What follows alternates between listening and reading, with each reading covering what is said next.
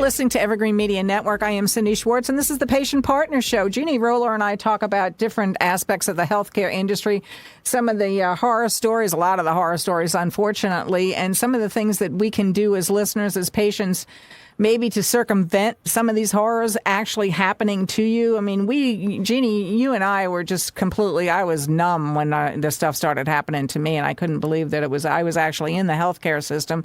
I felt like I was, I don't know what, a tool on a shelf or something, which wound up being what it actually was. So today, we want to continue talking about that in that vein, saying, what do these facilities do and this is all our opinions, to keep us quiet, to not let this known, the things out there that we are talking about that happen. I mean, I know what happened to me. I saw it happen to me, and you as well in your situation, and how many people have we had on this podcast that has happened to them as well, and they were never forewarned about it. And we're saying on purpose, in my opinion, and stuff that happened to me as well. But you have more and more and more stories of, this is going on. The facilities are doing whatever they can. There's all kinds of do not disclose agreements being signed. There's different instances where it's not malpractice, but it's settled out of court. So a lot of the stuff, the circumstances go away. It's not public record, and goes on and on and on, Jeannie. And, we're telling the truth in this situation. And very sadly, these things go on every day in the healthcare industry, and it's just mind-numbing when there are also phenomenal doctors, nurses, medical people out there that are working in these same systems. And how does this jive? I mean, it doesn't in my mind. I know what happened to me, and I know what my Orlando hospital did to keep me quiet. And one of the things that they did do is they ran out the 2-year statute of limitations. So, there it goes. It went away. And that was all purposely done because everything was, it's going to be 3 months for this record. It's going to be, and it goes on and on and on. And you as the patient are, unless you've got somebody that's right with you helping you, you're, succumbing to whatever happened. And so you're trying to also fight the system. And, in my instance, it didn't work. I mean, I just had too many side effects. Yeah. And I couldn't fight the system. And my 2 years was up, and it was, wasn't cut and dried. It would have been a lot of legwork for, certain lawyers or whatever. And it wound up that the state of Florida wasn't going to stand behind me either. I mean, some of the people that were on my case were standing behind me, but not overall the system. And it kind of just found its way to go away. And I know the same thing in your instance. So you want to talk about a specific case right now that you've found? Yeah. Well, NBC News did an article in June of this year, June 14th, about how a major public hospital is protecting doctors by silencing the patients who accuse them. They are saying that the University of Washington and other public hospitals routinely settle medical malpractice cases with NDAs, non-disclosures, and legal experts say that this needs to stop. Now, I wanted to add to what you were saying, Cindy, is that not only when this happens, do you feel confused, you're afraid, you don't quite know what to do because this isn't something you expect to happen. Right. But also the hospital that we dealt with, they threatened us numerous times. I mean, and that's scary because if you can't find a lawyer to represent you in malpractice, then chances are and this is what we found, you couldn't find a lawyer willing to represent you against their threats. And besides that, it takes an awful lot of money to fight them off because they have more money than what we have. You're right. So that's one thing. They have more clout too. But yeah, they do. But this is kind of similar to what we was talking about a couple months ago of what's going on in Florida. With this one particular case, they reached a settlement, and I think it was a $12 million settlement, but there was an NDA signed, so to keep the people quiet. And therefore, the surgeon that was accused of doing the harm was able to go on and actually do better in his career than what he was because there is no record of the wrongdoing at that point. Right. So it is just like we were talking about in Florida, where you have no idea what these doctors, surgeons, nurses have done in the past, because this all remains silent and quiet. And it's some scary stuff.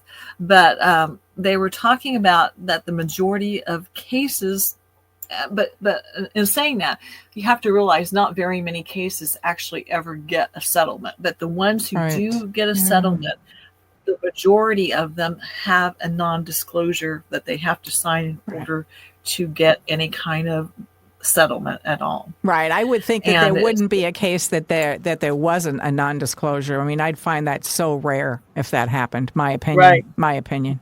Right.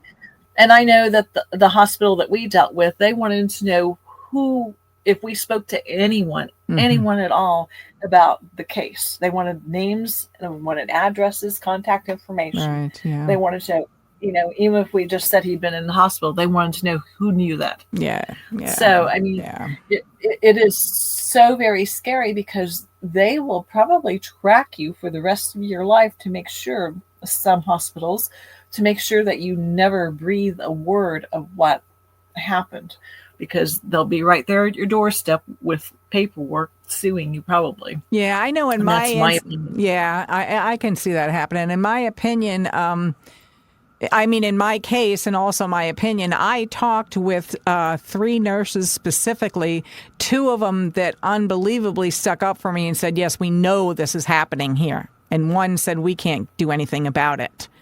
And also in my case, there was a doctor that wanted to talk up for me, and the facility said, yeah, that'll be the end of your career if you do that. So I know that for a fact, because different people that were involved in my case said that. So that's what happened. Mine went by the wayside. And what I was told all along was, this didn't happen to you. It doesn't happen in our hospital. This is not anything of our policy. And they did. I insisted that I went back and talked with some of these upper people or whatever. And when I talked with those people, they literally had no clue what even went on in their hospital. They were admin people, risk management people, and they had no clue, because they took me on a tour and I just let them lead me, and I didn't say anything. And I'm like, you don't even have a clue where your surgery department is. I mean, so how can you tell me that this didn't happen? You have no clue. You're just trying to shut me up is what you're doing. And that's when they ran out the time frame and the whole bit. So I know it happens.